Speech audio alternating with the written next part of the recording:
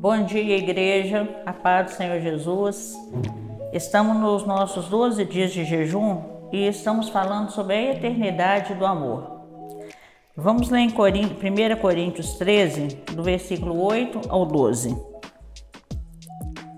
O amor é eterno, existem mensagens espirituais, porém elas duram pouco. Existe o dom de falar em línguas estranhas, mas acabará logo. Existe o conhecimento, mas também terminará. Pois os nossos dons de conhecimento e as nossas mensagens espirituais são imperfeitas. Mas quando vier o perfeito, então o que é imperfeito desaparecerá. Quando eu era criança, falava como criança, sentia como criança e pensava como criança. Agora que sou adulto, parei de agir como criança. O que agora vemos é como uma imagem perfeita no espelho embaçado, mas depois veremos face a face. Agora o meu conhecimento é imperfeito, mas depois conhecerei perfeitamente, assim como sou conhecido por Deus. E gostaria de ler ainda Jeremias 31:3, que fala: há muito que o Senhor nos apareceu dizendo, com amor eterno te amei, com benignidade te atraí. Falando sobre a eternidade do amor. Quando Deus criou o homem, Ele queria alguém com quem ia se relacionar. Seu projeto era uma família com muitos filhos semelhante a Ele. Seu projeto, o homem falhou nesse projeto. O homem falhou, mas Deus, no seu infinito e eterno amor, Ele não abriu mão da sua criação. Ele já tinha um plano, pois ele sabia dessa possibilidade, uma vez que ele havia dado ao homem o livre-arbítrio, a liberdade de escolha. Então ele já havia planejado, caso esse homem falhasse, ele já tinha uma válvula de escape, ele já tinha como resolver a situação. E Deus envia Jesus, que é o próprio Deus deixando a sua glória, a sua majestade, nascendo como um homem, para restaurar aquela criação que ele havia planejado com quem se relacionar, com quem tem uma amizade, relacionamento de amigos, de pais e filho. Deus enviou Jesus e através dele o homem poderia voltar ao projeto original. Agora, uma família com muitos filhos semelhantes a Jesus.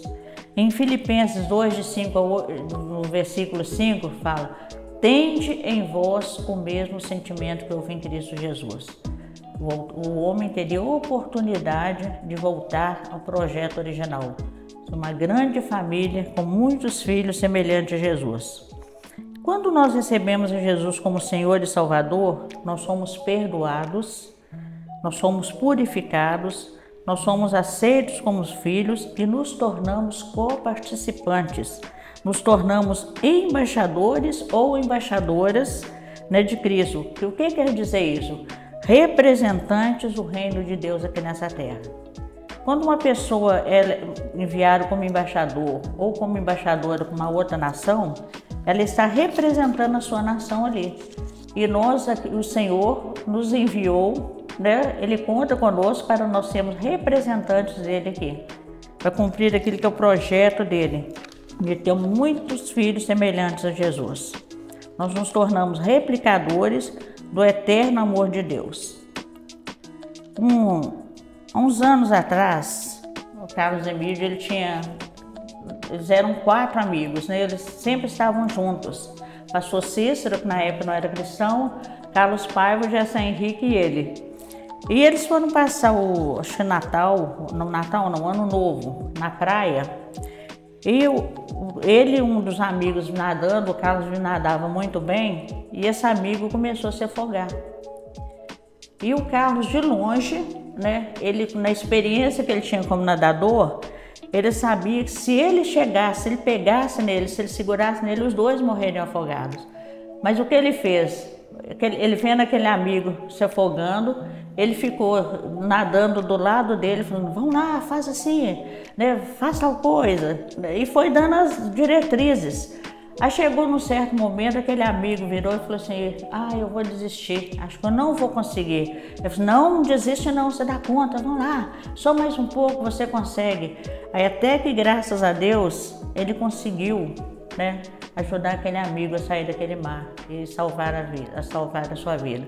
E passado um ano, esse amigo se converteu e conversando com ele, falou assim, hoje estaria fazendo um ano que eu não estaria mais aqui se você não tivesse me ajudado. E assim como ele orientou aquele amigo a conseguir sair daquele mar, é o que Deus tem contado conosco para fazer para as pessoas que não conhecem.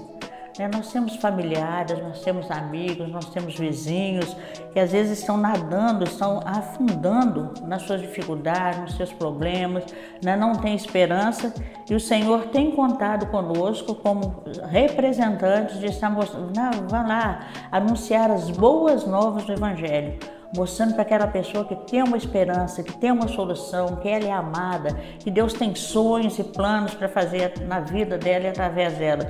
Então o Senhor tem contado conosco para assumir esse papel desse nadador que vai ajudar o outro a não se afogar. E é um papel importantíssimo que Deus tem confiado a nós. E na nossa vida cristã, quando nós recebemos a Jesus como Senhor e Salvador e começamos a caminhar nessa nova experiência, novo estilo de vida, o normal é que a gente cresça, é que a gente amadureça. Então não é normal a pessoa nascer de novo, ter um encontro com Jesus e ela permanecer do mesmo jeito que ela era. Assim como não é normal uma mãe gerar um filho, aquela criança nascer e passar um mês, passar 2, passar um ano e aquela criança não se desenvolver. É uma coisa que não é normal. Então, quando nós recebemos a Jesus como Senhor, o normal da vida cristã é que a gente cresça, é que a gente amadureça. Em 1 Coríntios 13, 11, diz o seguinte, quando eu era criança, falava como criança, sentia como criança e pensava como criança. Agora que sou adulto, parei de agir como criança. Então, na nossa vida cristã, no início, a gente muitas vezes vai agir como aquele bebezinho, esperneando, chorando, resmungando. Mas à medida que a gente vai crescendo, vai amadurecendo, essas coisas não vão sendo mais normais, essas atitudes não vão sendo mais normais na nossa vida. E a gente vai amadurecendo. E uma coisa que eu gosto muito, eu acho muito interessante, algumas coisas que eu observava na vida do pastor Carlos Emídio. O pastor Carlos Emídio, à medida que ele foi amadurecendo a sua vida cristã, ele foi mudando em muitas coisas, né? Ele foi ficando mais maleável, né? Ele foi tendo mais tato com algumas coisas. E eu lembro que uma certa feita aconteceu uma situação que uma pessoa fez algo, né? Fez algo muito sério. E uma pessoa chegou para ele e falou assim, pastor Casemiro, o senhor está decepcionado com essa pessoa?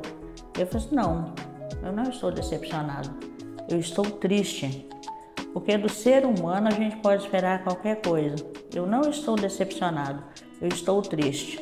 Então naquilo ali a gente via, né, a maturidade cristã na vida dele. E mesmo triste com a situação, ele estava disponível para andar mais uma milha com a pessoa, para ir atrás, para tentar trazer a pessoa de volta, mostrando para ela, você errou, mas você não precisa permanecer no erro. Deus não desistiu de você, Deus não abriu mão da sua vida. E outra coisa interessante que eu observava nele também, era de ver a alegria na vitória do outro. É quando ele via, né, as pessoas crescendo, desenvolvendo seu ministério, aquilo ali para ele era uma alegria muito grande. Ele sentia muito prazer naquilo ali. E uma coisa que a gente observa, ele foi aprendendo a lidar com situações, né, se entristecer com o erro, mas não rejeitar o irmão, não rejeitar a pessoa que havia errado. E se alegrar com o sucesso do outro. Né? Então, ele entendeu que nós não estamos em competição, que nós não somos rivais, que nós não estamos, né, medindo força um com o outro, quem tem que ser melhor, mas nós somos um corpo onde cada um funcionando, desenvolvendo o seu papel, esse corpo vai ser saudável. Eu lembro que uma vez, quando os meninos chegaram no seminário, e estavam pregando, aí alguém chegou para você, pastor, os meninos estão pregando bem demais, o senhor vai perder seu lugar. Ele falou assim, não, eu vou perder, não, eu vou sentar e vou aprender com eles. E daqui a um tempo eu deixo a igreja na mão deles e eu vou para frente, o lugar que precisa mais. Então, o amadurecer na vida cristã, você conseguir relevar certas coisas, a ser mais maleável, a se alegrar com o sucesso do outro, ver que vocês não estão competindo, vocês estão trabalhando junto, é uma equipe, estamos trabalhando com o mesmo objetivo, para alcançar o mesmo fim e sabendo que nós temos um só grande vencedor, que é Jesus.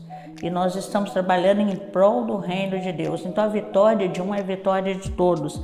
E nós só temos um único inimigo, que é o diabo. E é contra ele que nós guerreamos. Então a vida cristã, ela, na medida que nós vamos caminhando, nós somos representantes de Jesus aqui nessa terra. O Senhor tem contado conosco.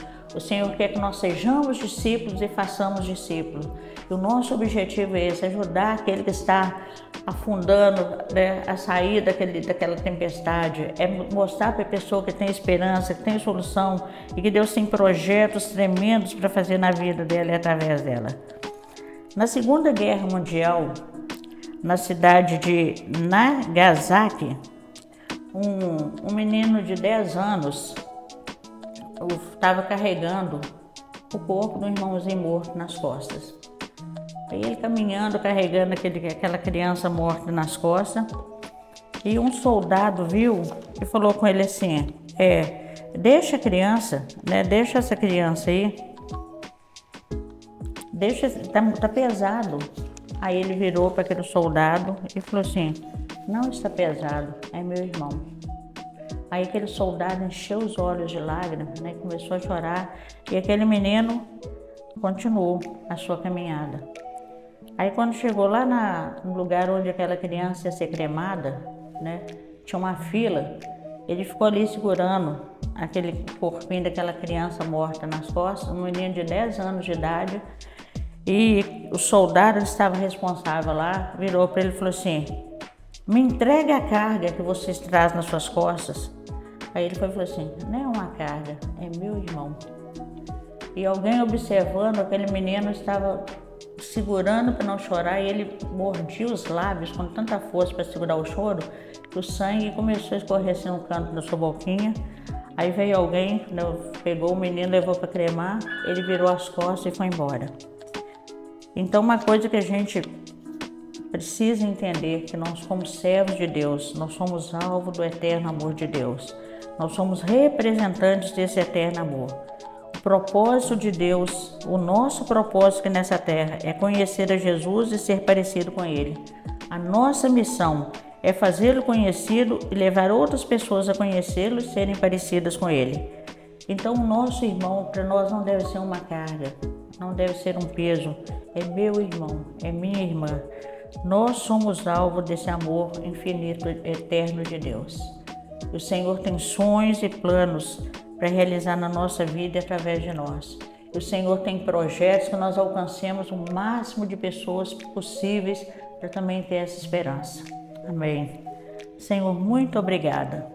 Muito obrigada pelo Teu eterno amor que nos alcançou. Nós somos alvo desse eterno amor. O Senhor não abre mão das nossas vidas. E que o Teu Espírito Santo nos ajude, Pai, a agir dessa forma também, a sermos representantes desse eterno amor aqui com a Igreja do Senhor, com os nossos irmãos, com as nossas irmãs. Que nós estejamos a cada dia amadurecendo e ajudando cada um a alcançar, a caminhar e alcançar aquilo que é o projeto, aquilo que é o propósito do Senhor para cada um. Em nome de Jesus. Amém.